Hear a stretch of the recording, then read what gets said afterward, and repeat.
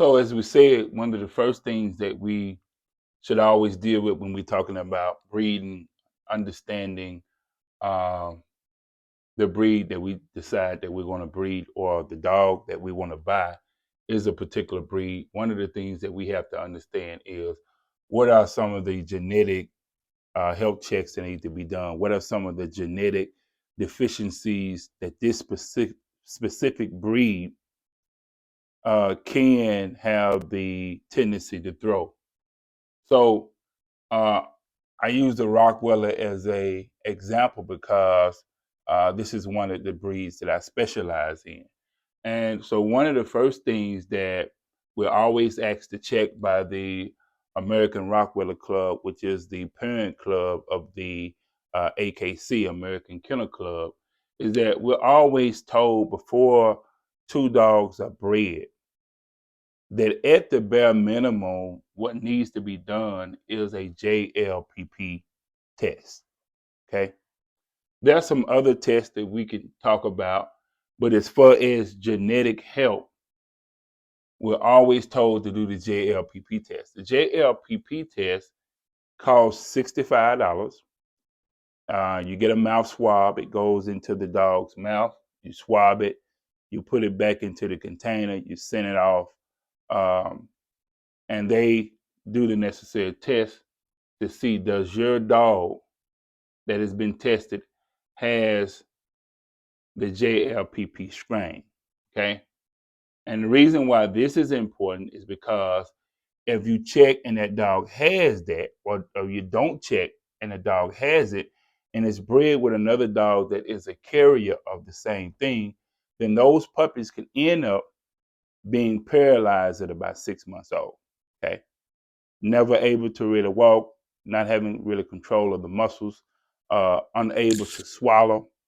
All type of issues can happen when the Rottweiler does not have the JLPP test. So if you're buying a puppy, you want to see some documentation that this test has taken place on at least one of the parents, and that is cleared. Okay, that's going to raise the value of that dog. Okay, every test that you do, every genetic test that you clear, raise the value of the dog. This is why some people sell dogs for $500. They have no health test.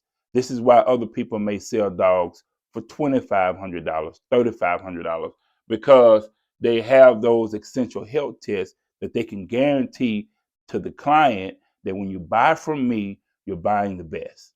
Okay. Second thing is hips and elbows. We know that all large breeds, all massive breeds, are can have the potential to carry hip and elbow dysplasia. So there are tests that are done. There are primarily three testing methods that are used in the United States. There's the pin hip, when they can, there's what they do. They're doing a reading on how much of the ball is in the socket, and they give you raw numbers. That can be did, I think, at about 8 months old.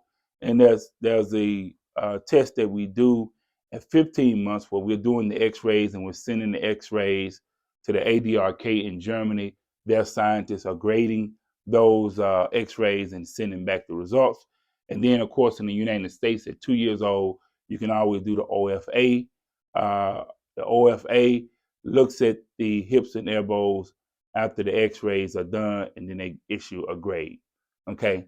Then there's the hard test, the eye test, the long hair strain, and of course there are some other issues. But remember that the Rottweiler coat is supposed to be short. It's not supposed to be long. So if you're throwing coats that are long on the Rottweiler, I see some people have those, then it's because you have this long hair strain that should not be in the breed. Okay. It is outside of the standard. Okay. So you check in doing these genetic health checks so that you can pass on a good product, sound product to your client. Okay.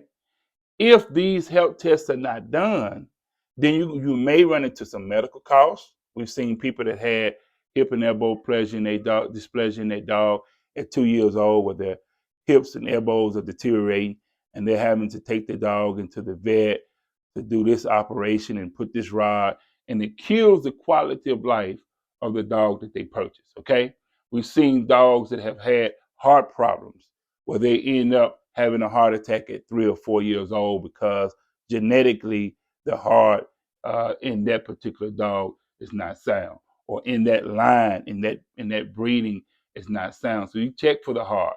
And there are certain dogs that are in certain bloodlines that are known for throwing these issues. Okay, it need to be checked. It need to be checked. You need to make sure that if you're selling a dog, that you're passing on to the client a product that the client can be proud of. Okay, so we talked about medical costs.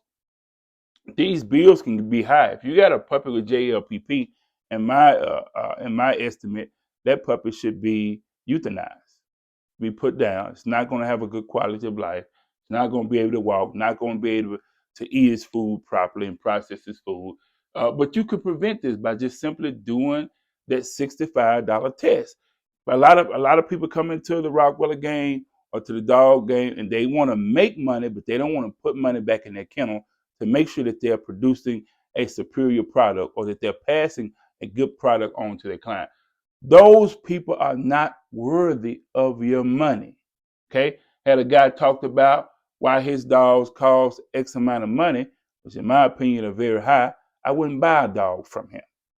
When he talked about why his prices were, he never talked about health at all because he don't have these health checks. He has not health checked his dogs, yet he's want to charge top price for dogs that are not health checked. That's called robbery. Okay. Emotional toll. We're talking about the emotional toll when you have a dog that is now a part of the family that your child, your wife, your son, your husband, or whoever has an emotional bond or tie with the dog based upon that dog being there, based upon their relationship. Now you're having to put the dog down, or the dog is going through severe health problems, and you got to not only deal with the medical costs, but also deal with the emotional toll. Okay? Reputation to the breeder. This should actually begin to destroy a breeder's reputation. Okay, if you breed a JLPP strain to JLPP strain, and you wind up having a whole litter of puppies, or 4 or 5 or 6, 7 puppies are paralyzed before it turns 6 months old, what's this going to do to your reputation as a breeder? Even if you're not ready to revamp your kennel right now, it's either going to force you to revamp your kennel to spend a bunch of money at one time to get everything right, or it's going to push you out of the business. You're going to wind up quitting. Okay?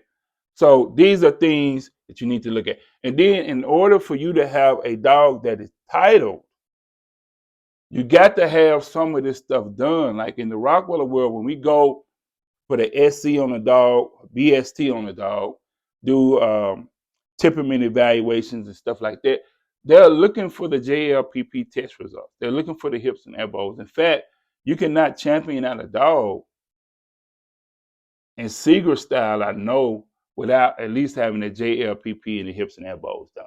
These are the basics, okay? Now, I want to show you something.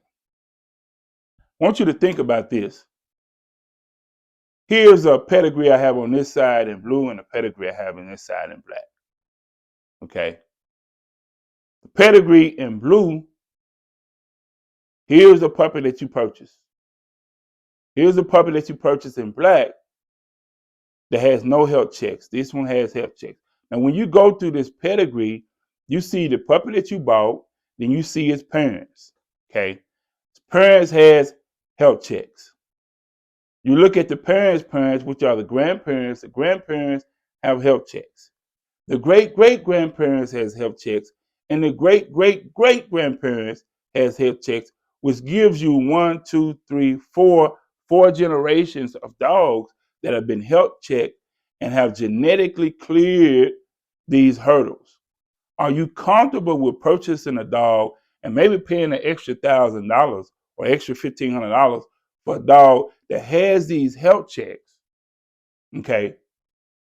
Well, we could say that the parents, the grandparents, the great grandparents, all these dogs, they didn't have hip issues. They didn't have JLPP issues. They didn't have elbow issues. They didn't have issues with their heart or their eyes, or they didn't throw puppies with a long hair strain, which is a genetic defect. Okay, they haven't been throwing genetic defects in this pedigree. Then you got this over here where you're purchasing, maybe you're paying $1,000 for these dogs, but they don't have the health checks. Okay, you're rolling the dice, especially if you're going to be a breeder. You're starting out with dogs with no health checks. If you take this dog that you bought and you say, well, I want to be a breeder, and you get this dog up, let's say to 15 months or 2 years, you're ready to breed, and you go and do your health checks, do your hips and elbows, you find out this dog that I purchased does not pass hips and elbows. That's a permanent record with the OFA or with the ADRK, and now you're at a ethical dilemma as a breeder as to whether you should breed the dog or not. Well, the science says,